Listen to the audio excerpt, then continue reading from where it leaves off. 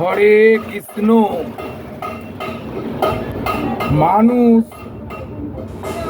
ভগবানের শ্রেষ্ঠ জীব। আর এই মানুষ কোথা থেকে কিভাবে এলো, এটা কি আমাদের কোনোদিন জানতে ইচ্ছা করে না যে ভগবান আমাদের শ্রেষ্ঠ জীব কেন মানুষকেই বানিয়েছে? সেটা আমাদের জানা দরকার। আমাদের সমাজের শিক্ষিত মানুষরা হয়তো জানেন, সাধু গুরু বৈষ্ণব এনারাও জানেন, কিন্তু সাধারণ মানুষ জানেন না। এই মানুষ তৈরি হয় পঞ্চভূত দ্বারা। এই পঞ্চভূত কোথা থেকে এসছে? এগুলো আদি অনন্তকালের সৃষ্টি।